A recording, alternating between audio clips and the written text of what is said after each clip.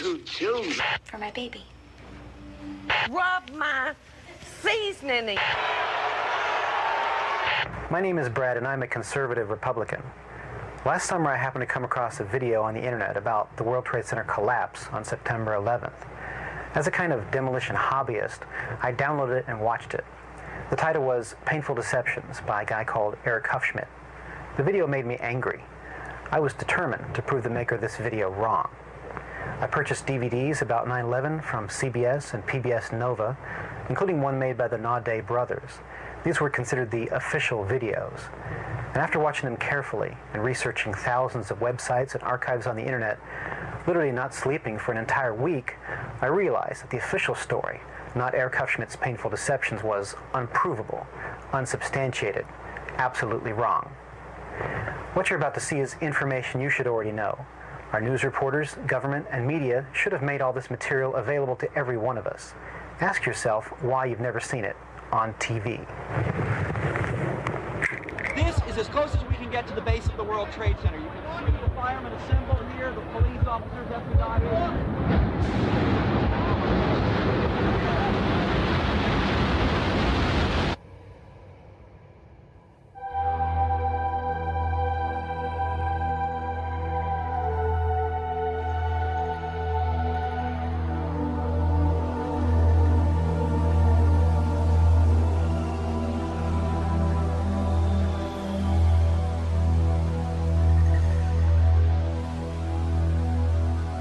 On September 11th, we learned that 4 passenger planes were hijacked and taken radically off course. Within an hour, 2 of the planes have flown into the enormous steel towers of the World Trade Center, creating fires and eventually toppling them.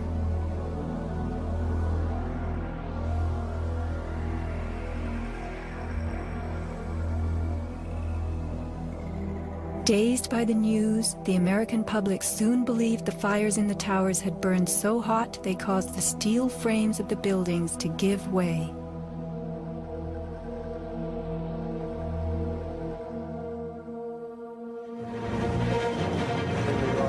A myth developed, fed by official sources through the media to a bewildered audience. So when it was attacked again, he immediately... Elements of the myth. The impact of the airplanes, gallons of burning jet fuel, steel melting, the buildings failing and suddenly imploding. In a mere 10 seconds, 110 stories hurtled earthward, pulverizing into dust. We ran to the building and went into the... Right from the start, on the street itself, the official story was born.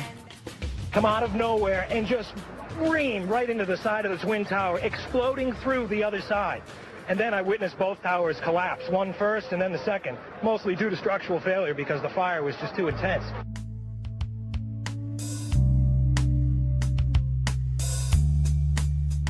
The myth bled into the FEMA report and was echoed by the experts. It was the combination of the impact load doing great damage to the building, followed by the fire, that caused collapse. John Skilling and Les Robertson were the structural engineers who designed the streamlined steel frames of the Twin Towers in the 1960s. Because a wayward Army bomber flew into the Empire State Building in 1945, the towers were built with skyscraper crashes in mind. The airplane we were envisioning was the largest airplane of its time, flying slowly and low, lost in the fog. We designed the buildings to take the impact of the Boeing 707 hitting the building at any location. But the aircraft that hit the towers was a Boeing 767, heavier than a 707, fueled for a transcontinental flight and traveling fast. 707s and 767s are comparable. The maximum takeoff weight of a fully loaded 707 is almost 334,000 pounds. As airplanes only carry the fuel load they need, the smaller Model 767s that struck the towers were not, in actuality, maximally fueled or close to their maximum takeoff weight. As for the heat of the fires, listen to the radio communications of these New York City firemen. We got two isolated pockets of fire. We should be able to knock it down 2 lines. Where you know that? 78th floor. We got two isolated pockets of fire. Isolated pockets of fire. 2 water lines to knock them down. FEMA's executive summary relays that much of the fuel in the planes, jet-grade kerosene, was consumed by the initial fireballs and the following few minutes of fire. It then tells us that the burning jet fuel spread between floors and ignited the building's contents, causing more fire and generating heat.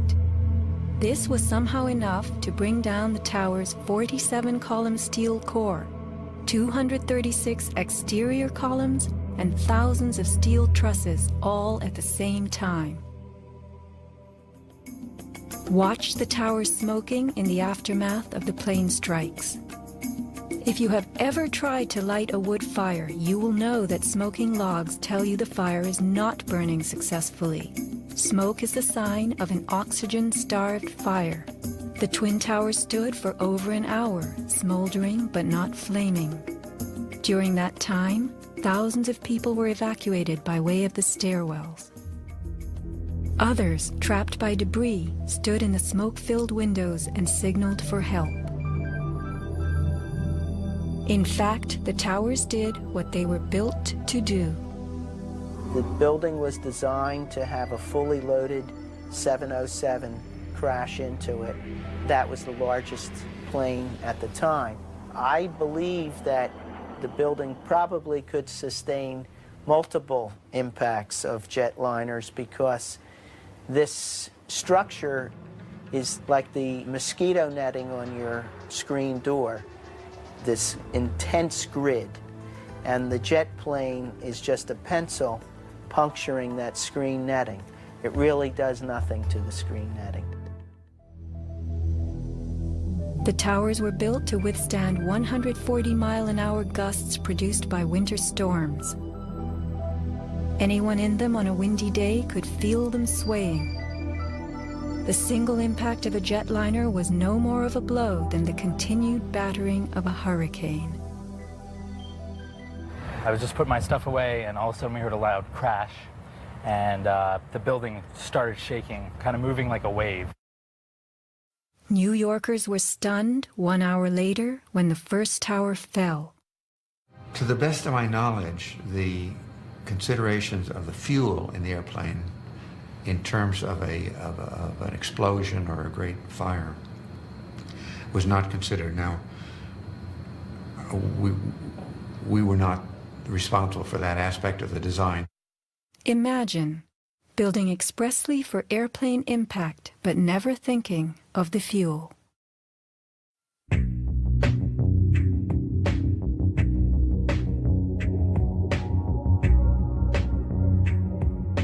Never before in the history of the world has a steel building collapsed due to fire.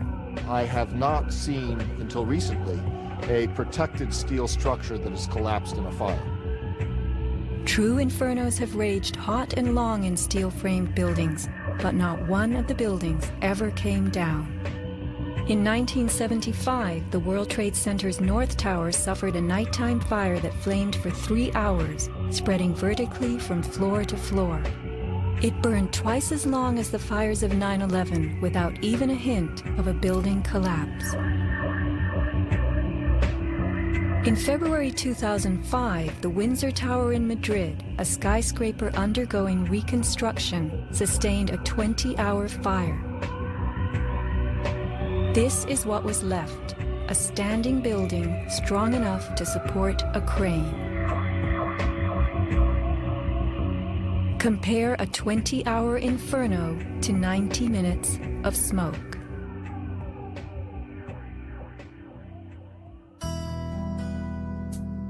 Why are buildings made of steel? Strong, light, and flexible, steel frames offer many advantages over wood and concrete, especially where skyscrapers are concerned. Steel makes big buildings relatively light, with tremendous load-bearing capacity. The upper floors won't crush the floors beneath them, and steel holds up better to weather and fire. Most skyscrapers are built on steel or concrete frames, which is a grid of columns and beams that goes all the way through the building. The World Trade Center was different. It was what engineers call a tube structure. It was a very, very strong mesh of steel that surrounded the exterior. Inside, there was the core, a rectangle of 47 columns made of 4-inch thick steel at the base, thinning with increasing height. The cores combined might with ingenuity, anchoring the towers and allowing them to flex. Look at the size of this steel. Solid, prefabricated floor assemblies, welded metal floor pans placed on top of trusses both welded and bolted to the vertical frames.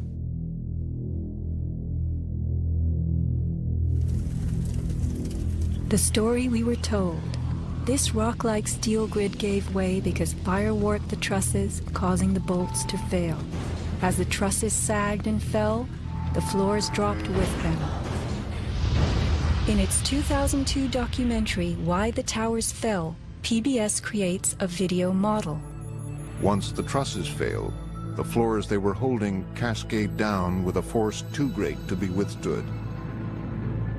The result is what's called a progressive collapse, as each floor pancakes down onto the one below.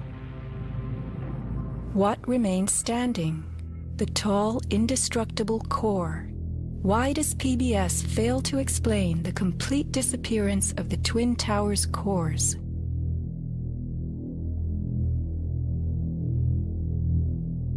The official story's central thesis is based on heat, temperatures high enough to weaken steel. But people in the towers did not report such heat. Think about it. Neither steel, concrete, nor glass can burn. So what in those buildings could have burned to make such heat? How do these firefighters describe the collapse of the North Tower? We started running, floor by floor, it started popping out. It was if they had detonated. Yeah, if they were planning to take down a building. Boom, boom, boom, boom, boom, boom, boom. All the way down. I was watching it and running. And others give similar descriptions. At 10:30, I tried to leave the building, but as soon as I got outside, I heard a second explosion and another rumble and more smoke and more dust. And then a fire marshal came in and said we had to leave because if there was a third explosion, this building might not last. Like, it sounded like gunfire, you know, bang, bang, bang, bang, bang. And then all of a sudden, 3 big explosions. Started walking down the stairs, we made it to the 8th floor. Big explosion. Flew us back into the 8th floor. Do you know if it was an explosion or if it was a building collapse? To me, it sounded like an explosion, but it was a huge explosion.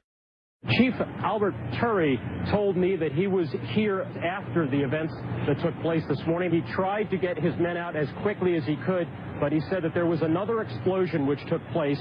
And then an hour after, there was another explosion in one of the towers here. So according to his theory, he thinks that there were actually devices that were planted in the building. Reports of bombs in the buildings, explosions. A CBS reporter to Dan Rather. But I was coming toward the World Trade Center looking for CBS crews and asked a firefighter if he saw any. All of a sudden, there was a roll, an explosion, and we could see coming at us a ball of flame stories high. Listen to the sound of a large explosion right before the South Tower begins to fall. This is as close as we can get to the base of the World Trade Center. You can see the firemen assembled here, the police officers, everybody.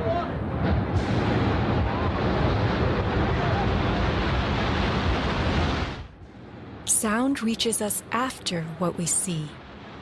If the boom we just heard was the sound of the building collapsing, it would follow the collapse.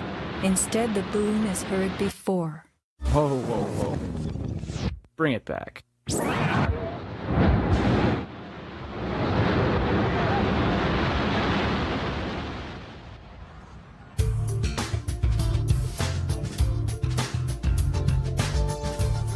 Let's consider the characteristics of steel.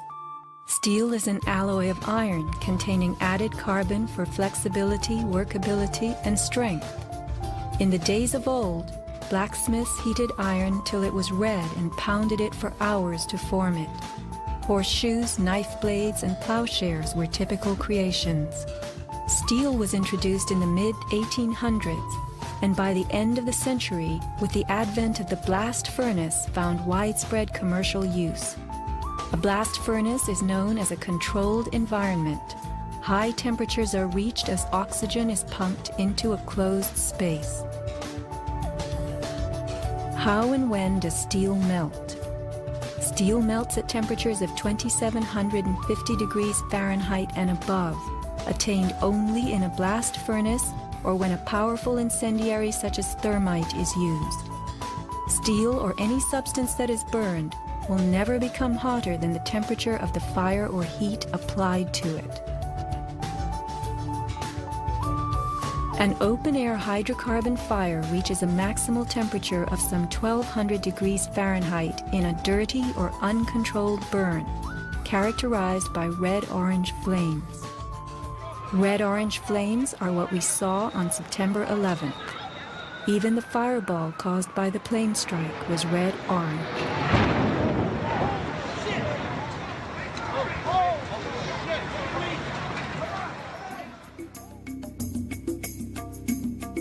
A controlled burn falls between a dirty burn like a fireplace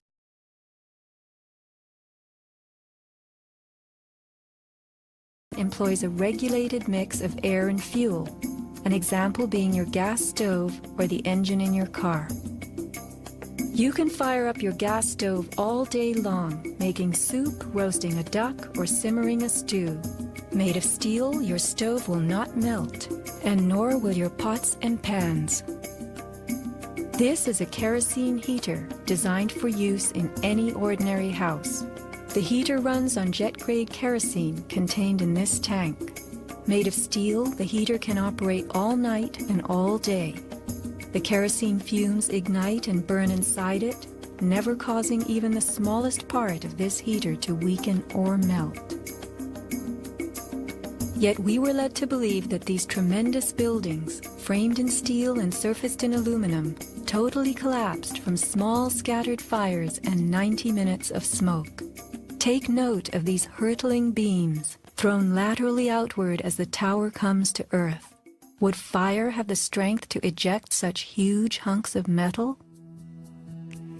MIT engineering professor Thomas Eager's 2001 paper is officially considered the academic standard for explaining the World Trade Center collapses. In it, he tells us that steel loses half its strength at 650 degrees Celsius, and that the fires that day did not get much hotter than this. He stresses, however, that the fires did not burn evenly. It was the uneven temperatures that caused the steel to deform and some of the floors to fail. These falling floors brought down the whole building. While it was impossible for the fuel-rich diffuse flame fire to burn at a temperature high enough to melt the steel, its quick ignition and intense heat caused the steel to lose at least half its strength and to deform, causing buckling or crippling. This weakening and deformation caused a few floors to fall, while the weight of the stories above them crushed the floors below, initiating a domino collapse. In plain language, straight from MIT.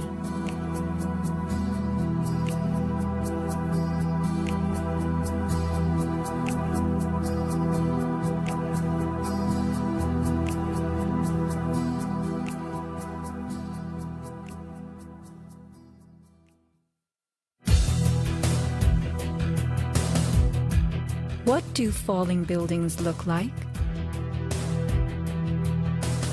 What do demolitions look like?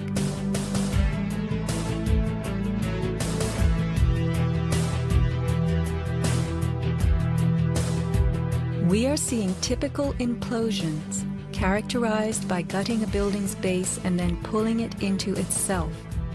Computer-controlled sequencing fires the explosives in a rapid wave. Notice the jets of shooting concrete, the flashes, the pops, the caving of the buildings as they fall into their footprint, the tremendous, billowing clouds of dust.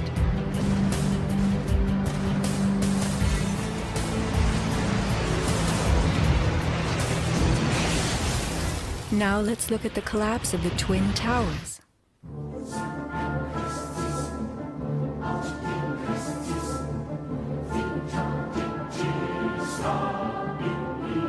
We are seeing explosions rather than implosions, a first in demolition history.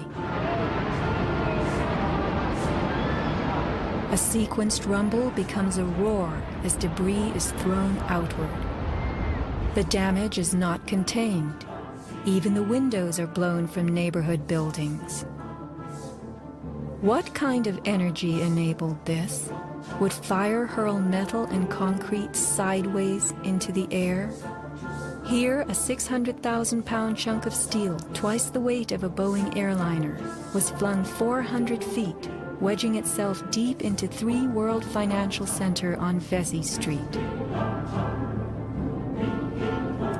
A FEMA photographer taking pictures of Ground Zero wondered why so many steel beams were jutting from neighborhood buildings.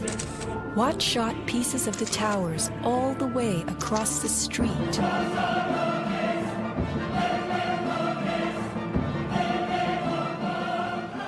In April 2006, New Yorkers were distressed to learn that bone fragments, human remains from 9/11, had been found on the roof of the nearby Deutsche Bank building. And how, in God's name, did those fragments get there? It surprised me that there was still bone fragments or human remains that had not been discovered. How is it possible that after 5 years they're finally looking on the rooftops of the Deutsche building? I mean, that's crazy. And bone fragments less than a centimeter long. How could they be so small? So much to be explained. Why did the South Tower fall first when it was the second tower to be hit? Watch the top of Tower 2 leaning outward, about to topple. Then, suddenly, it disintegrates in midair. What causes this giant slab of steel and concrete to turn into dust before our eyes?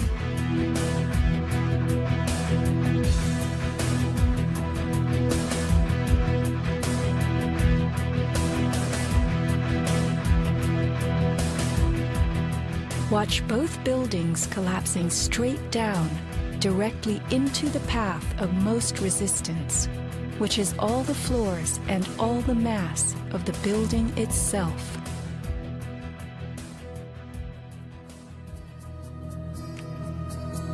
The World Trade Center towers came down in approximately 10 seconds.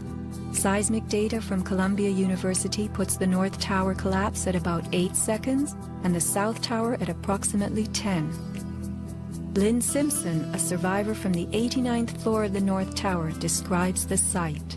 And I saw the Trade Center literally collapse in upon itself floor by floor by floor, and it took seconds for it to happen. It was a massive building, and it just pancaked. 10 seconds. These are 110-story buildings coming to Earth at free fall speed, the rate at which an object drops through air. The lower floors would need to give way completely as the floors above them fell. Can a person walk through a closed door as quickly and smoothly as one that is open? A 10-second collapse means the upper floors encountered no resistance from the undamaged floors beneath them. Watch the demolition wave rushing straight down.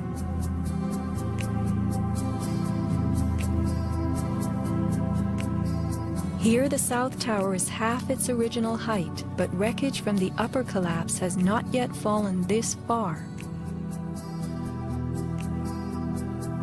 We are watching a demolition moving faster than gravity itself, a building bursting into powder from top to bottom.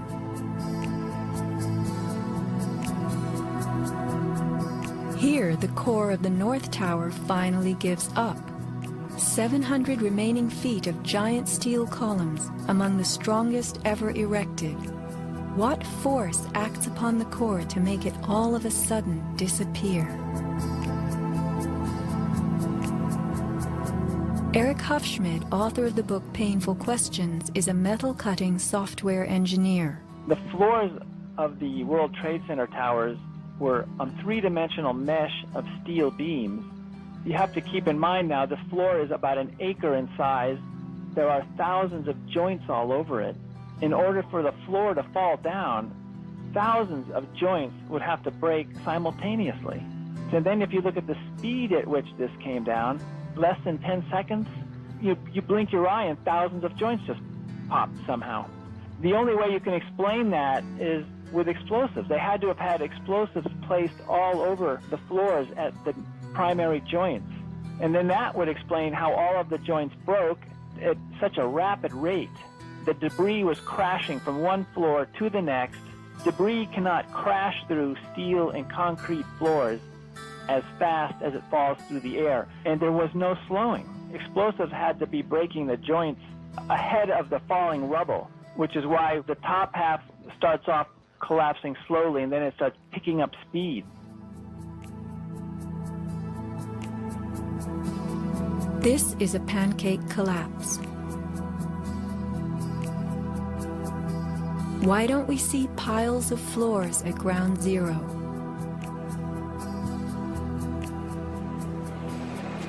And paper blown everywhere. Wouldn't a pancake collapse have trapped the contents inside? What blew this paper all over New York? If you were to drop a billiard ball from the top of the Twin Towers, it would hit the ground in just over 9 seconds, the average time it took for the towers to fall. Helped by gravity and falling through air, the ball will gain speed. The calculation for a pure pancake collapse of 110 stories, with each floor pulverizing to get out of the way, is 96 seconds. In the real world, with the floors creating resistance, a pancake collapse would lose speed. Never would it gain speed.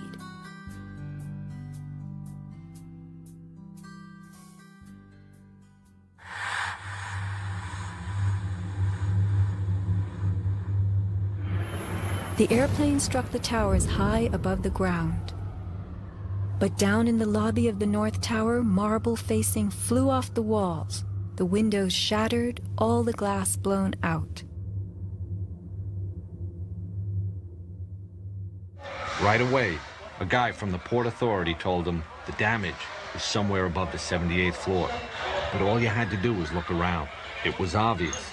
Something had happened right there in the lobby. You just saw that all the windows were blown out. The lobby looked like the plane hit the lobby. Like the plane hit the lobby. What caused so much wreckage in the lobby? William Rodriguez, a maintenance employee at the World Trade Center and the last human being to exit the towers alive, describes a giant blast below his building. And all of a sudden, we heard an explosion. It was a huge explosion that came from under my feet, meaning that it came from the sub-levels between B2 and B3. And then there was a huge explosion at the top of the building. You could hear the difference from the bottom and all the way through the top. The one from the top, which was actually seconds after, was heard very far away. The one at the basement was pretty loud, and you felt your actual feet moving with the floor. The tremor that is sent through the floors, that the walls cracked and the false ceiling totally collapsed. And that's when a person named Felipe David came running into our office saying, "Explosion, explosion, explosion." And when I saw him, he has all his skin pulled from under his armpits and missing pieces on his face. An explosion deep down in the tower before the plane crash 95 floors above. Others lived to report enormous explosions below the towers. Construction worker Philip Morelli was in North Tower's sub-basement 4 at the time of the first plane strike. I go downstairs, the foreman tells me to go to remove the containers. As I'm walking by the main freight car of the building, in the corridor, that's when I got blown. I mean, the impact of the explosion, of whatever happened, it threw me to the floor, and that's when everything started happening. Blown to the floor. Let's hear what happened next. I was racing, I was going towards the bathroom. All of a sudden, I opened the door, I didn't know it was a bathroom, and all of a sudden a big impact happened again. And all the ceiling tile was falling down, the light fixtures were falling, swinging out of the ceiling. And I come running out the door, and everything, the walls were down, and now I started running towards the parking lots. There was a lot of smoke down there, there was a lot of people screaming.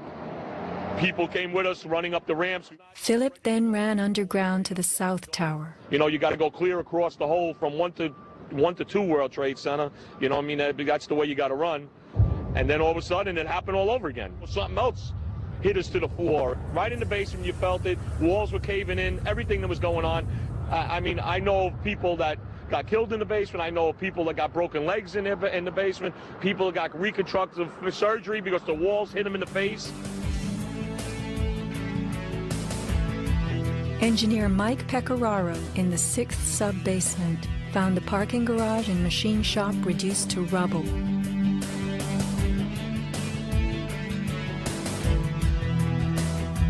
Rescue firemen and civilians spoke of hearing explosions throughout the towers.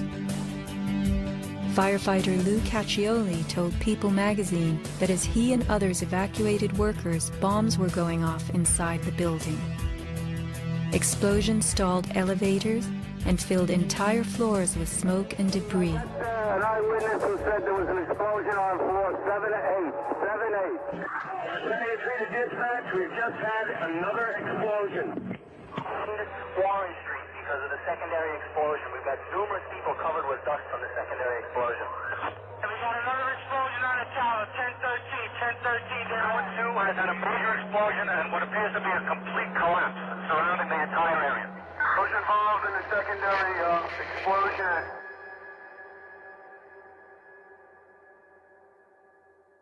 William Rodriguez, helping the firefighters, reports blasts within the North Tower well before it fell. As I went up, I remember listening to small explosions on the upper floors, and these small explosions were not coming from the area of the impact. It was coming from lower floors. And when the second plane hit the South Tower, we heard boom. When we heard boom, inside our building, the North Tower, we heard pa pa pa pa pa pa pa pa. And on the security radio, we heard, we lost 65, meaning the 65th floor collapsed. And as we went down the stairwells, you could hear the actual collapsing inside the buildings. You heard rumble, you heard the cracking of the walls, I mean, pieces falling right next to us of the actual building.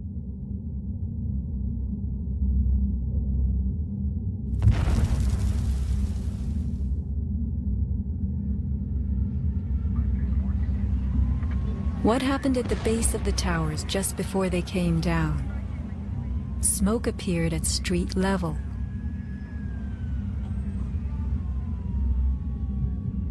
This video was shot from New Jersey. An explosion is heard as white smoke rises at the base of the building.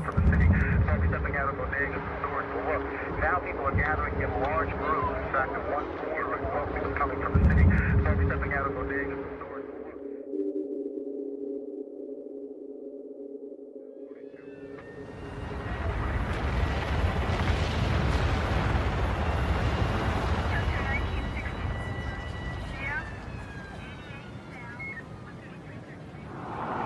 Watch the camera shake on its tripod as a large energy source rocks the ground. 9 seconds later, the North Tower falls. I heard like an explosion and then a cracking type of noise. And then it sounded like a freight train, rumbling and picking up speed. I looked up and I saw it coming down. As I came out of the North Tower, everything started trembling under my feet like an earthquake. The only thing I saw was a fire truck. I ran towards the fire truck and slid right under, when the building started to collapse right on top of the fire truck.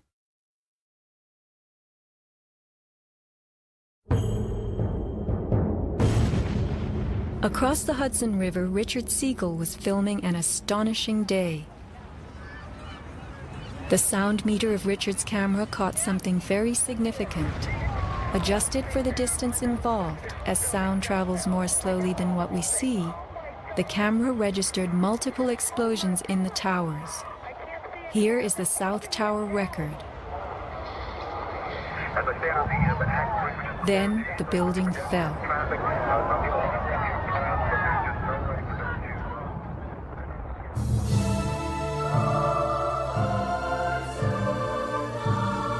Let's look carefully at the collapse itself. Notice the puffs of concrete issuing from the sides of the building well ahead of the collapse wave. Called squibs in demolition language, these are actual explosives, charges firing visibly through the exterior as gravity pulls the building down.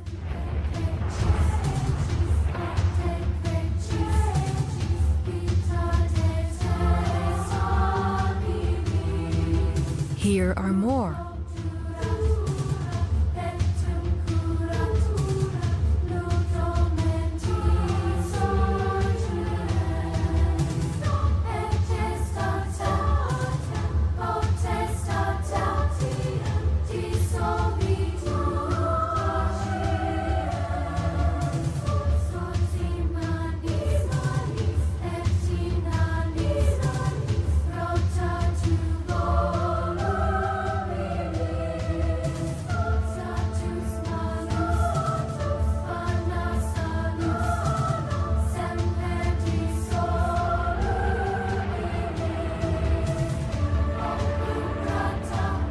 Shattering from the top, engulfed by banana peel plumes, these were no ordinary implosions.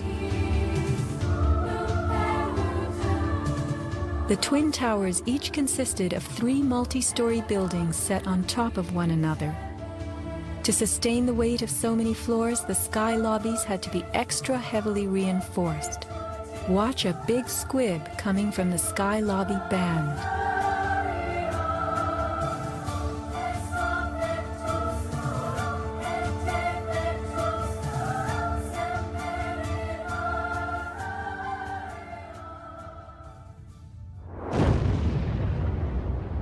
A powerful blast produces what is called a shock wave. Explosions generate extremely high compressional waves that exceed the limits of surrounding air and space, creating a violent force. When the debris started coming down, I was right in the shadow of the South Tower. I was less than 100 yards away. Everybody saw the video over and over again of that cloud chasing people down the street. It was like a tornado. It was like being hit by a wave at the beach, but the wave was intense, it was hot, it was noisy. It was like getting hit in the back by gravel, rocks, like somebody had picked up handfuls of rocks and was just throwing them at you. And the noise kept coming and coming, and one second I was running, and the next second I was flying. I was just, I had no control over my feet, no choice as to what direction I was going. I was in the air, and it seemed like I was being followed by this tornado of darkness. The South Tower fell first. This is the shockwave blast as it rocks the tower next door.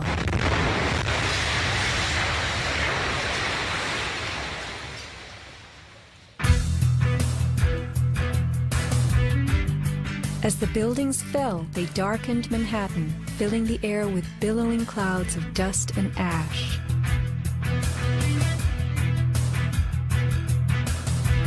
What produces these huge, scudding, cauliflower-like masses of slowly moving dust? True, a 110-story building has just been reduced to 1 million tons of rubble. But is there anything in our experience we can compare it to? A volcano.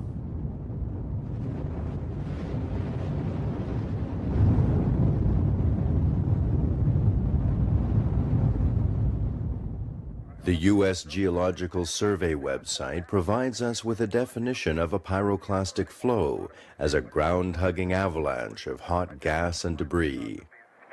The rising gas chimney is clearly visible in this photo of the North Tower implosion with pyroclastic flows between buildings. The cauliflower shape of the debris clouds is a telltale sign of pyroclastic flows generated by massive explosions typical of volcanic eruptions and controlled demolitions. The second building that has gone down. A pyroclastic surge can even flow over water as hot gases carry dust created by explosive energy. Here, the South Tower implosion creates a pyroclastic surge moving out over the Hudson River. A volcanic eruption produces exactly the same thick, scudding ash, heavy with debris, hugging the ground as it flows out from a tremendous internal explosion.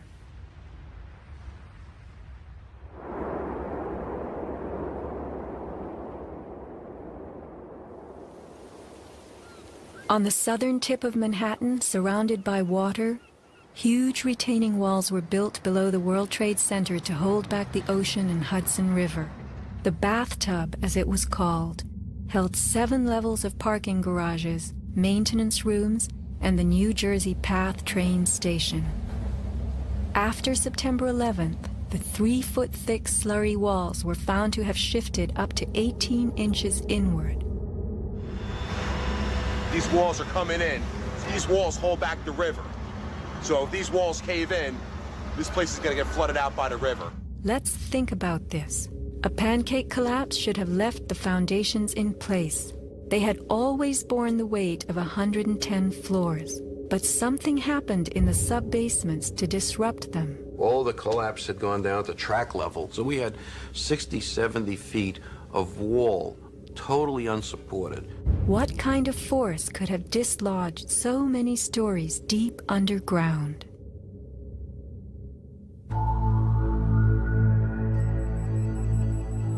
The pile itself seemed to have a life of its own. It spewed fire when we dug into it. The ground continued to burn. Les Robertson publicly reported that 3 weeks after the collapse, live fires burned and molten metal still flowed underground. You see how this debris is still smoking? That's from the fires that are still burning. 8 weeks later, we still got fires burning. Steel-toed boots is one of the biggest things.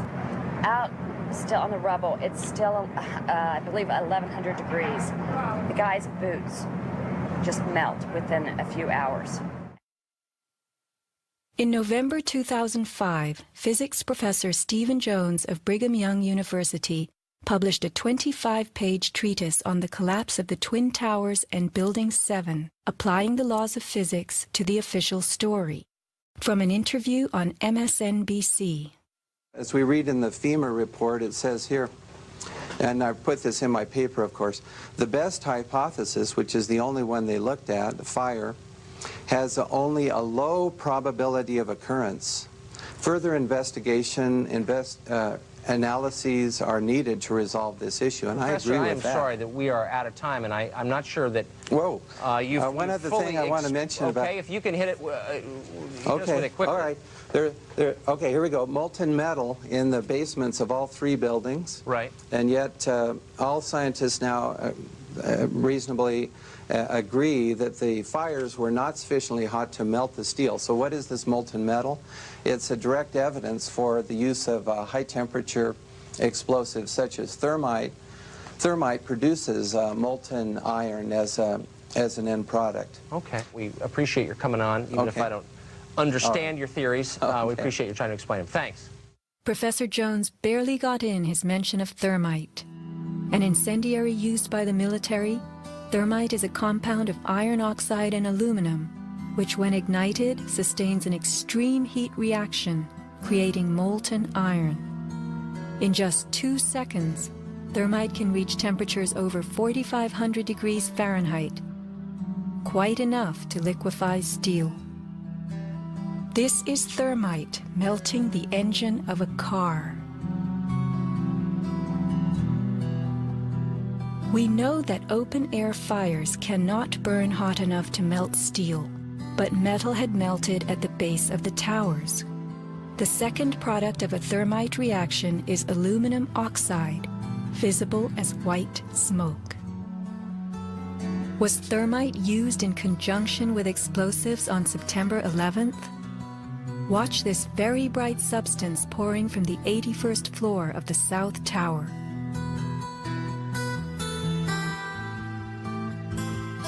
And white smoke appeared at the base of the building. Would this be aluminum oxide, the byproduct of a thermite reaction?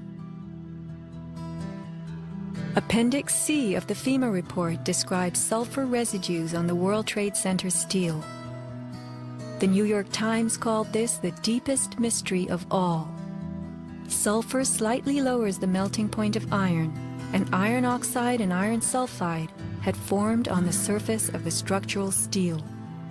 Sulfur used with thermite is called thermate, producing even faster results.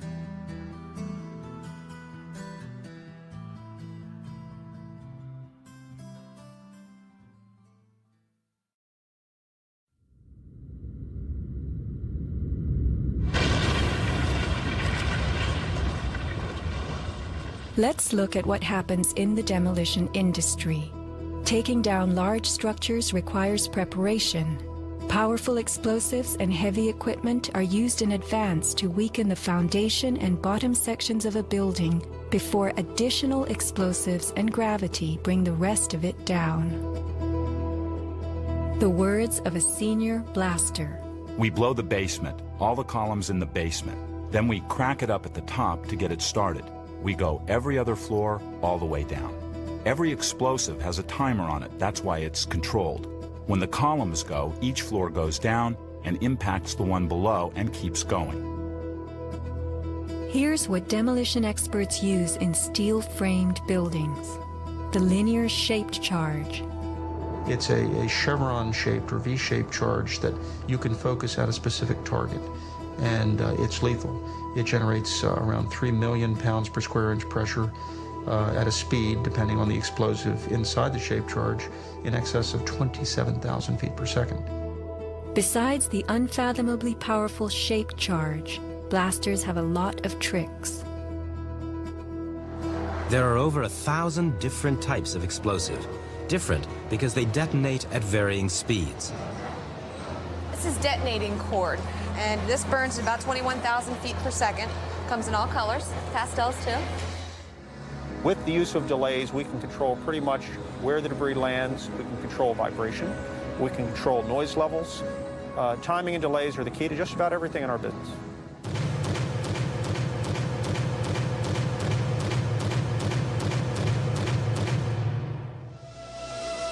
And what is the result? The thing that pleases me is the fragmentation and the control. One to take a building and break it up into millions of pieces and put it in this basement as artfully as we do it, and it works just like clockwork. So we've got it all down to a science. It gives me goosebumps to talk about it.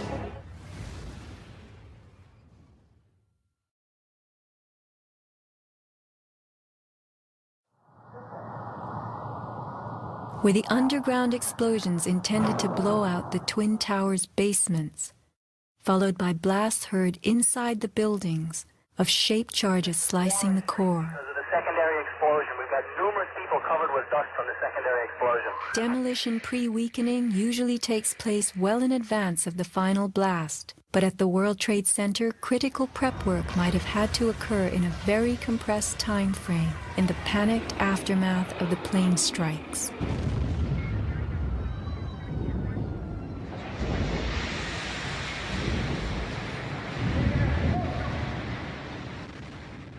These core columns were discovered after the collapse. The angled cut occurs in exactly the manner that shaped charges slice through steel beams to control the way they fall. Notice the hardened, once liquid metal. Was thermite used with the shape charge? The job of the shape charge is to cut steel H-beams. The way we do this is by cutting the beam at an angle, which, through a series of beams cut at the same angle, will tend to make the building shift over and walk. Let's look at the rubble of two 110-story buildings brought to the ground. In a 7-story crater lie nearly 2 million tons of debris. Had the basements not been blown out, where would 2 million tons have gone? Heaped on the ground, ready to slide and spill? The art of controlled demolition.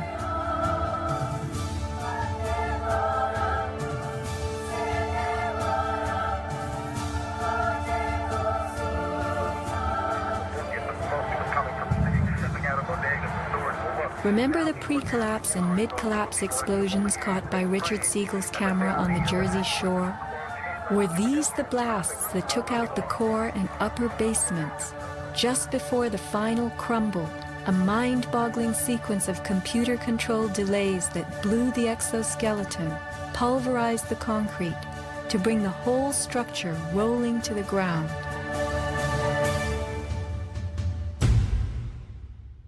Was this the story of that day? Inside our building, the North Tower, we heard pa pa pa pa pa pa pa pa pa. And on the Mostly was coming from the city. Folks stepping out of bodegas and stores for work.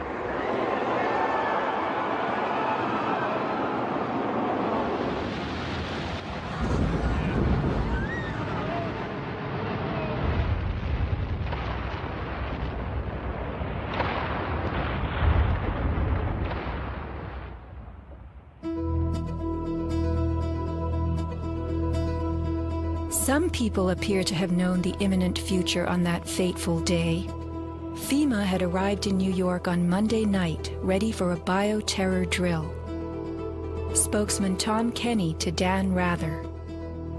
To be honest with you, we arrived on late Monday night and went into action on Tuesday morning.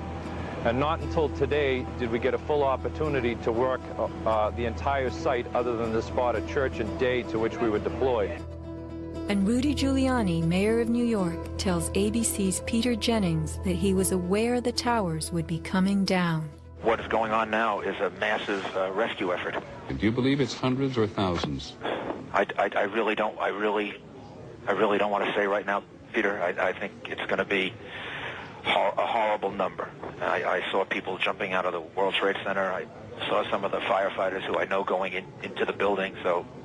And we were in a building in which we were trapped for about 10, 15 minutes. And we set up headquarters at 75 Barclay Street, which was right there with the police commissioner, the fire commissioner, the head of emergency management. And we were operating out of there when we were told that the World Trade Center was going to collapse. The World Trade Center was going to collapse. It was going to collapse. It was going to collapse. Similarly, Larry Silverstein, new leaseholder of the World Trade Center, regretfully declared that a decision was made to pull Building 7 by the end of the day, the last structure added to the World Trade Center complex. Let's hear Mr. Silverstein's actual words, delivered for our benefit in the 2002 PBS documentary America Rebuilds. I remember getting a call from the fire department commander telling me that they were not sure they were going to be able to contain the fire. And I said, you know, we've had such terrible loss of life. Maybe the smartest thing to do is pull it. And they made that decision to pull, and then we watched the building collapse.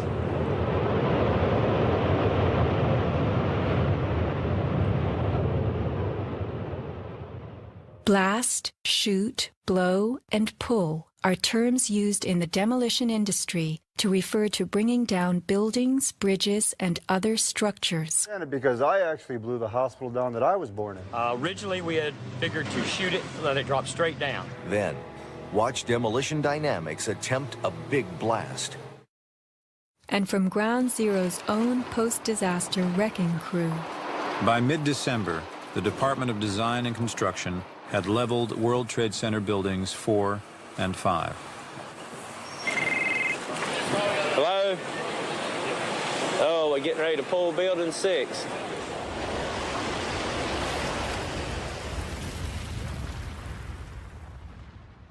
Silverstein, a commercial real estate tycoon with international political connections, acquired a 99-year lease on the World Trade Center complex in the spring of 2001. Throughout the summer, he reworked the insurance policies on his new property, making sure that it was covered for acts of terrorism. Explicit in the lease agreement was Silverstein's right to rebuild the complex if it were destroyed.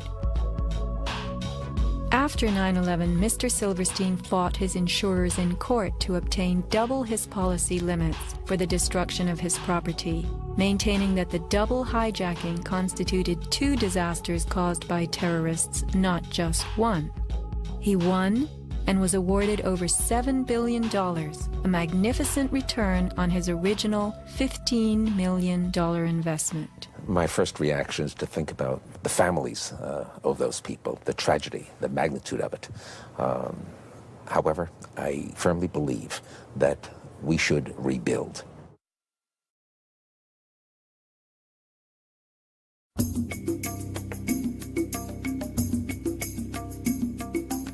Just in the last few seconds, another building, building number 7, one of the buildings in support of the World Trade Center towers, has collapsed. World Trade 7, functioning as the command center for the complex, housed giant diesel backup and oxygen systems, the mayor's protected emergency bunker, and offices for the CIA, Secret Service, Department of Defense, and Securities and Exchange Commission.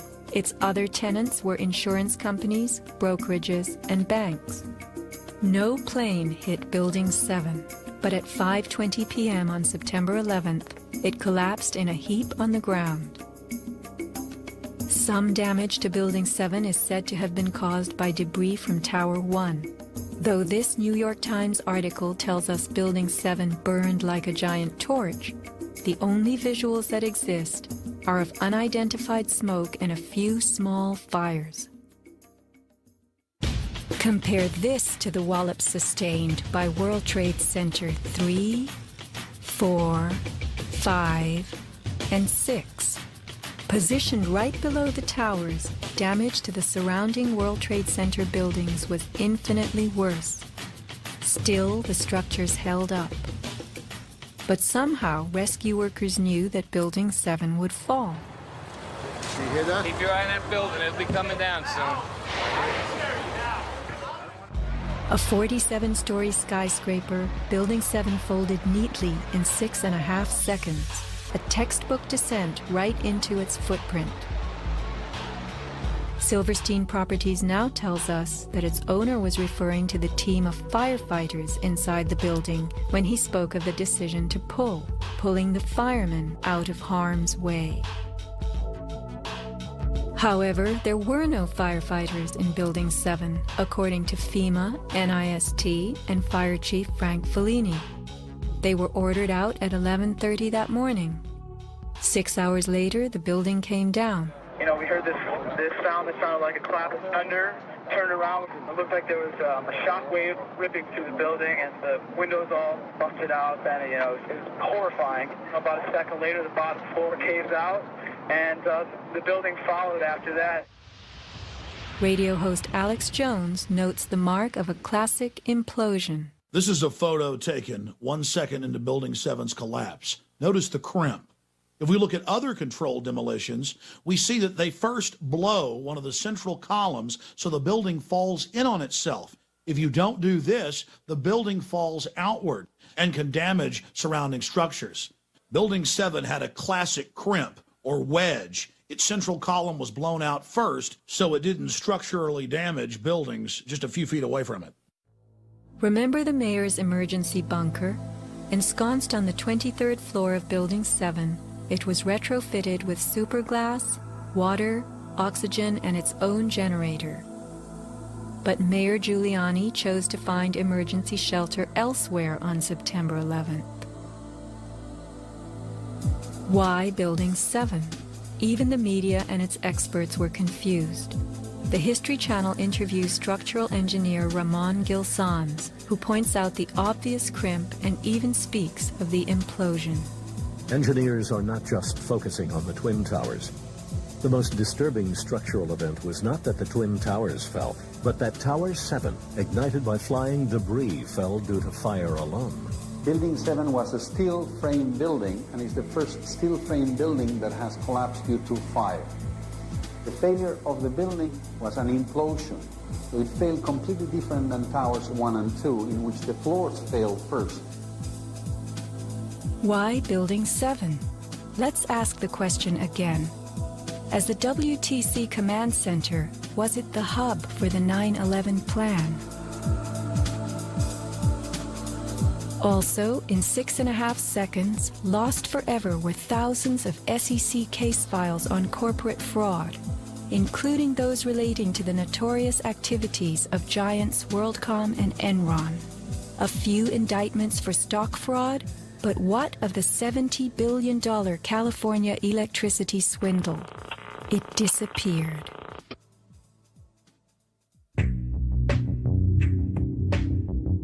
No one died in the collapse of Building 7. It was vacated well in advance of its implosion, but not the Twin Towers. Why weren't police, firemen, and civilians in these buildings told what to expect?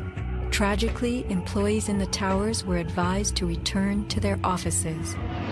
The announcement came on that everything was fine. Tower 1, they were evacuating, but Tower 2 was fine, and we could go back to our offices. We're about to go through the turnstile. The security guard says, "Where you guys are going?" I said, "Well, I'm going home because I saw fireballs coming down." He said, "No, your building is safe. It's secured.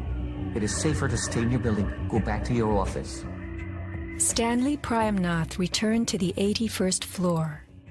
Then, I just happened to raise my head looking straight towards the Statue of Liberty, and what I saw was a giant airplane coming straight towards me. the South Tower was hit between the 78th and 84th floors. Trapped on the 81st floor by crushing debris, Stanley was rescued by Brian Clark. Slowly and painfully, they made their way down a stairwell to freedom. Outside, Stanley had a feeling of uncanny prescience for what was to come. And we peered through the railing up through the trees at the tower, and Stanley said, "You know, I think that tower could come down." And I don't know why I'm telling this man this building is going. But I knew it was not over. I said, "There's no way. That's a steel structure. That's just draperies and carpets and furniture burning. You know, there's no way." And I didn't finish my sentence when the tower started to slide. And I can still remember hearing, first of all, this boom, boom, boom explosions.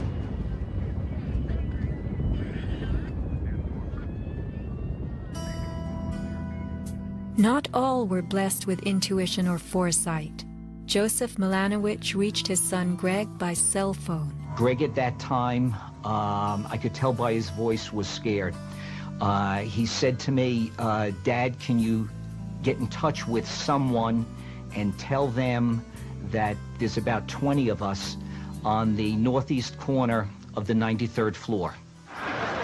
Greg had been about to leave the South Tower after the North Tower was attacked, but was told it was safer to return to his desk. A couple of times he said, "Why did I listen? Why did I listen?" Who was a director in the company that provided electronic security for the World Trade Center and Washington's Dulles Airport, both involved in September 11th? None other than the president's younger brother. From 1996 to 2000, Securacom installed what was referred to as a new security system at the World Trade Center.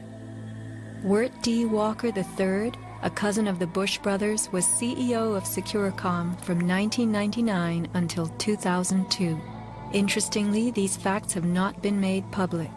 Was it only a security system that was added during those years, or was it also the wiring for a long-awaited plan?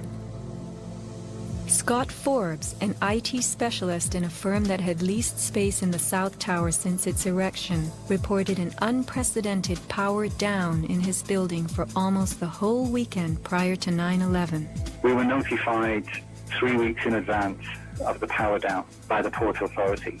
That was relatively short notice to plan to shut down all of our banking systems. It was a big deal. It was unprecedented. We had a data center on the 97th floor, so our originating servers were all there.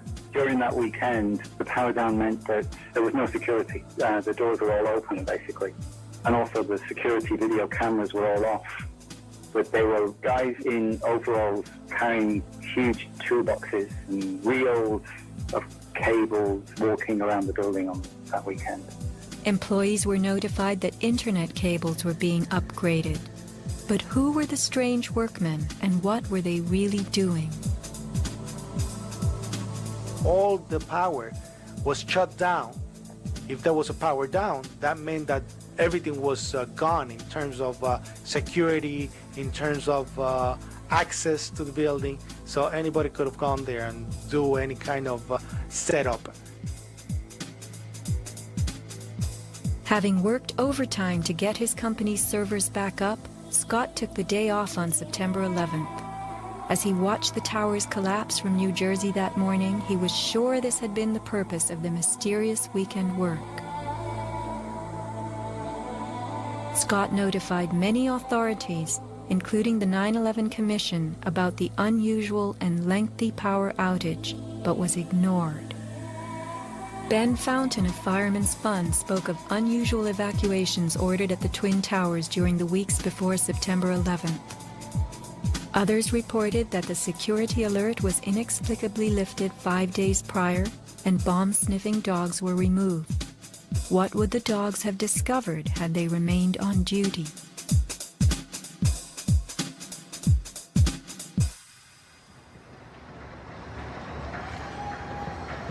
Not long after the disaster, Lower Manhattan saw banners like this one. Although they were idolized as cathedral-like symbols of power and triumph that pierced the New York skyline, the Twin Towers were big money losers for the Port Authority of New York.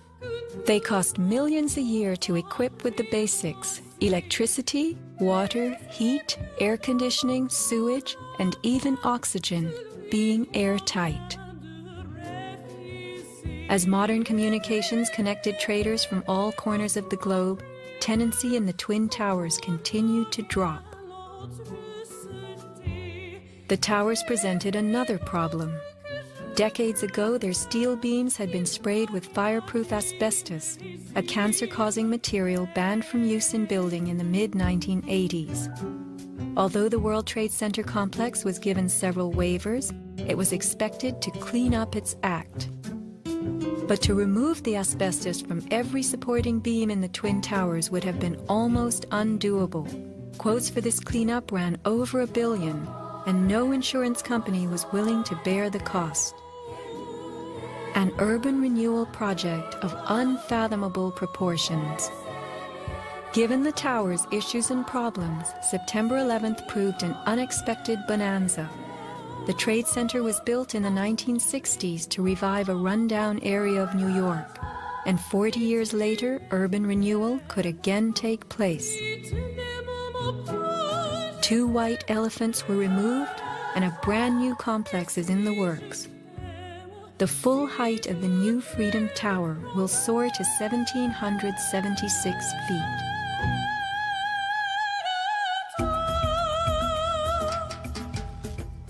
The suffocating dust that engulfed Manhattan was much more than dust. It was pulverized concrete, glass, metals containing lead, mercury, dioxins, benzene, and of course asbestos. None of that was healthy for any living thing. Today, thousands of rescue workers have developed lung cancer and serious permanent health conditions. And the rescue dogs continue to die. What you had was a ground-level municipal incinerator that smoldered for months, burning up the most heavily computerized building in the world.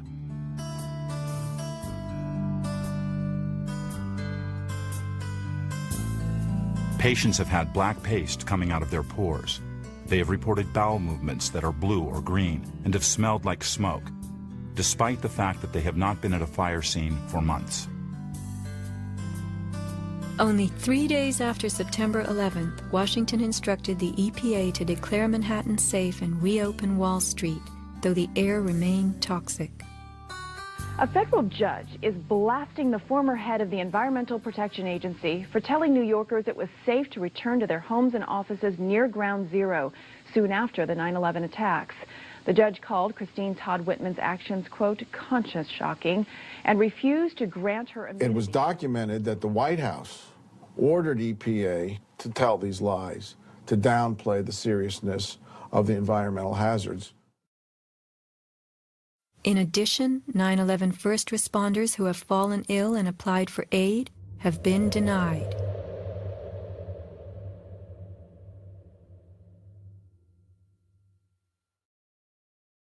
Asbestos plays a part in the myth of why the Twin Towers fell on September 11th. The steel had been sprayed with a lightweight fireproof foam, which, while cheaper, was much less adhesive. The New York Times has reported that the foam fell off easily, and the Port Authority had been fixing and replacing missing sections in the months before September 11th. But even if the fireproofing had been perfectly applied, the impact of the plane crashing into the North Tower was so powerful, it simply blew most of it off, allowing the fire to attack the steel beneath. Once the planes hit, whatever condition it was in before the fact, made no difference because an impact would knock it off and the fire would have devastating effects on the steel. One good smack from a jet plane and the puffs of asbestos are all blown off the steel. Would a few hundred doors slamming do the same thing? Here, the History Channel tells us how, due to poor fireproofing, flames swept through the pockets between floors. As much of the fireproofing had been dislodged on impact, the flames were attacking unprotected steel. When steel is not protected, the strength reduces very fast.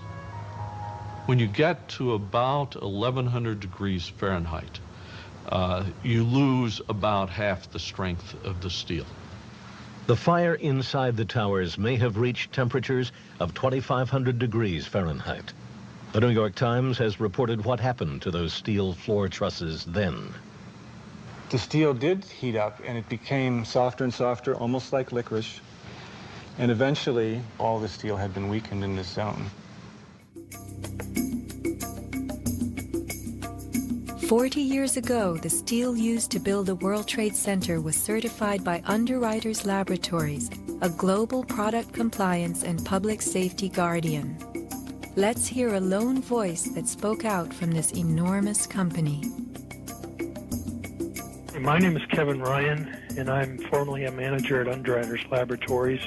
I was fired from my job 5 days after sending a letter to a government scientist at the NIST, questioning the report that the NIST had recently released in October of 2004. I wrote this letter because I had serious questions about what I saw in the report. Those questions went back to September of 2001 when UL's CEO came to our location in South Bend. He told our entire staff that the World Trade Center steel had been certified by UL, and he said that we should be proud of how long the buildings had stood. Over the next 2 years, I did some research and found some very disturbing facts, including that the steel had been disposed of in an unprecedented manner. Once I discovered those facts, I sent a written question to UL CEO asking him about these things and what he was doing to protect our reputation as a company. He replied in writing to me that UL did, in fact, test the steel. He talked about the quality of the sample and how well it had performed in the tests. And he said that our company had tested the steel and that it had done beautifully. After that, he asked me to be patient and wait for the NIST report because UL was working closely with them. I saw this report in October of 2004, and in November, I sent my letter to NIST asking for clarification. I felt it was an obligation on my part to ask the questions, since no one else seemed to care to. After the 1993 bombing, the fireproofing in both buildings was updated considerably. But when you look at the NIST report, you don't see any testing that showed that a 767 would widely dislodge the fireproofing under any impact, let alone so far from the point of impact. So now we've been left with a new theory that is not really a theory at all, but only a collection of vague statements. The NIST report represents what can really only be called anti-science. They started with their conclusions and worked their way back to some leading hypotheses. When the results of the physical tests showed that the temperatures were far too low to soften steel, and that the floors could not have collapsed, and that the fireproofing could not have been widely dislodged, the NIST ignored these results and built a black box computer model that no one can argue with, and that would spit out the right answers. Today, anyone who's conscious enough to know what's happening in the world knows that most government policy is being driven by this false story. Crack down and punish the perpetrators of this attack. This is being seen on Capitol Hill as another Pearl Harbor, as another Pearl Harbor, as another Pearl Harbor. The steel in dragon-like lengths and contortions spoke for itself. Bent, deformed, without cracks. I found it hard to believe that it actually bent because of the size of it and how there's no cracks in the iron. It bent without almost a single crack in it. It takes thousands of degrees to bend steel like this. Typically you'd have buckling and tearing on the tension side, but there's no buckling at all. There's no buckling at all. Here is the meteorite, molten iron fused with concrete. And architects, engineers, people who work with steel, welders have just never seen the level of destruction and the level of deformation of this material in our lives. It is true that heat expands steel. In a fire, steel members may swell and bend slightly. But this, how could these huge tangles have been created? The steel below the towers had melted at many thousands of degrees. Since metal conducts heat, were these twisted remains formed by high temperatures wicking their way through a gridwork of steel?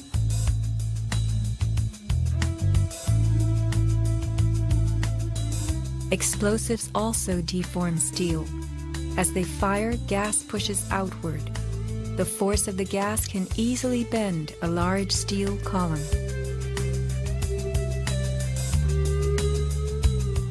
Two kinds of debris, huge shattered columns that could break a truck, combined with matter that was near pulverized. You have two 110-story office buildings. You don't find a desk. You don't find a chair. You don't find a telephone, a computer. The biggest piece of a telephone I found was half of the keypad, and it was about this big. In 1886, 4 gold miners lost their lives in an underground explosion. The bodies of these 4 men were brought to the surface in one barrel. The biggest piece recovered was part of a foot. September 11th left over 1,100 bodies unaccounted for. At Ground Zero, this was found inside a length of steel.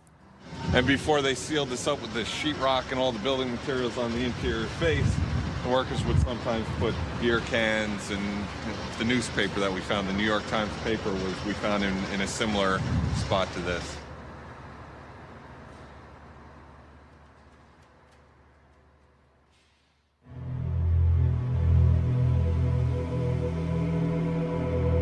Secrets cannot be kept forever. Just as that newspaper from 1969 revealed itself to us decades later, we will someday know the inside of September 11th. The reasons for the staging of such a production go far back into time. Insurance policies covered nearly everything in the World Trade Center that was destroyed. But what if certain commodities could be removed in the nick of time? Gold and silver held by commercial banks and the COMEX exchange is said to have been stored beneath Ground Zero. This single cache belonging to the Bank of Nova Scotia was unearthed and made public. Was there more, and was it removed, remains a question. As last survivor William Rodriguez climbed the stairwell to rescue people, he remembers a very strange thing. As I stood there on the 33rd floor, I heard very strange noises on the 34th floor. Now, the 34th floor was an empty floor, a floor that did not have any kind of walls, or it was a construction floor. It was totally hollowed out. There was nothing there, and I heard very heavy equipment being moved around, and it sounded like dumpsters with metal wheels being moved around, and I got scared because I knew it was an empty floor. Nobody was supposed to be there. As a matter of fact, not even the elevators stopped there. You have to have a special access key to open the door on the 34th floor. So to find that there were strange noises there, and I continue actually bypassing that floor because I didn't dare to open the door on the 34th floor. Something told William Rodriguez not to mess with the 34th floor. I got scared. Yet William Rodriguez was not a man who was scared that day. He remained in a burning building against firemen's orders, endangering his own life as he saved the lives of others. What could have been happening on the 34th floor? For weeks, Scott Forbes had heard similar noises on the 98th floor above him. It must have been at least 4 to 6 weeks before 9/11. It was like rebuilding work going on upstairs. The tenants, the people from Aon who had been were moved somewhere else, the offices were just vacant. And there was a lot of heavy machinery building work going on. It was almost like pneumatic drills and lots of hammering, so much so that the floors were shaking. That's how noticeable it was. It was almost as if something heavy was being moved and then it was being taken off wheels, and it was like boom. Our floor underneath literally shook. You could feel the weight above you. That was how large it was. On one occasion, I opened a door to see what was going on, being nosy. When I opened the door, the whole office space was empty. There was nothing there at all. It was quite bizarre because it was just empty. Completely empty, barren, nothing, zero. Not even cables hanging from the ceiling, but there'd been these heavy noises and vibrations up above. It was really strange. And the noticeable dust in the building the week before. It was probably the week leading up to 9/11. Every morning I'd come in around 7 a.m. and the dust was incredible. It was filthy. It was like the cleaners weren't cleaning. Right where the windows were, there was a sill which enclosed radiators. I was sick to death of the dust which was appearing on the windowsills. It was dirty grey and very, very noticeable in that week leading up to 9/11. Where was that dust coming from? Grey dust Scott himself had to clean. Was it powdered cement? The steel columns of the Twin Towers formed an endo and exoskeleton. Had something been placed around the edge of the building, holes been drilled to contain it? Was the dust in those final days a telltale sign? As white elephants, the buildings were full of vacant offices. Tenants could be temporarily moved around for upgrades as Aon was, and a plan arranged to perfection. Was the strange construction that could be heard but not seen going on all over the towers? Larry Silverstein took possession 6 weeks before September 11th, when the strange construction began. Were the sounds that scared William Rodriguez the last of the rats as they left a sinking ship?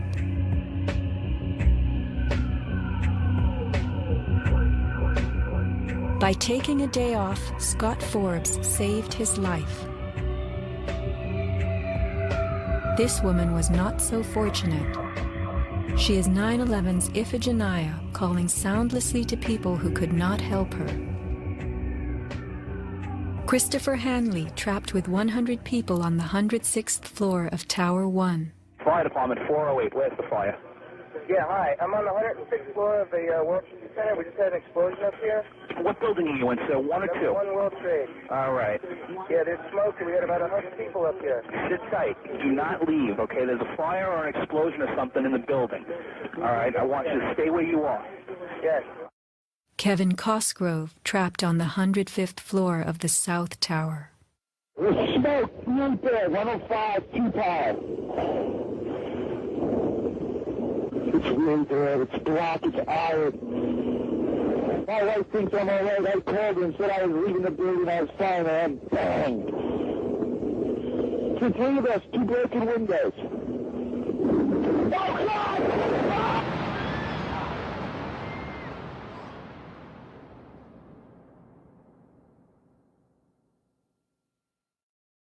Let's not forget these people whose fate on this day was decided for them. As we know, secrets cannot be kept forever.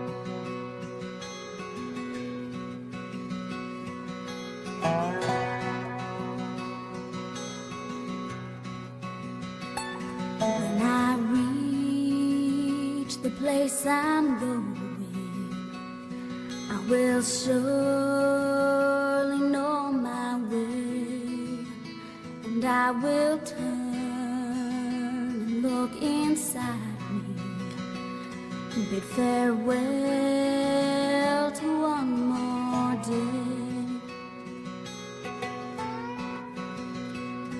Every light begins with darkness. Every flower is one to see, and with the sun and wind to taste us, we are bound to be released. I will fly beyond this valley. I will open up the gate, and when I reach the place I'm going, I will surely know my way.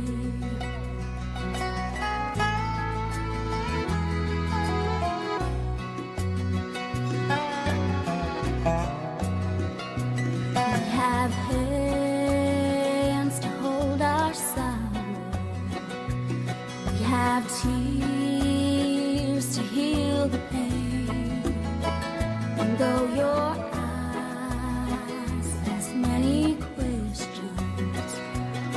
your lips I hear my name.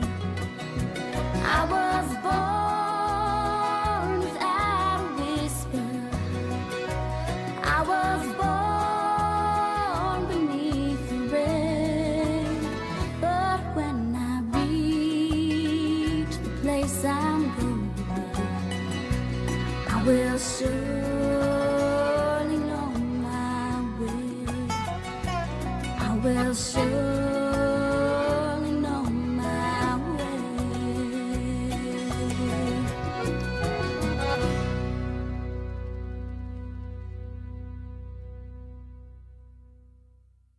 So are you tired of editing? Me? Yes. No. Are you filming me?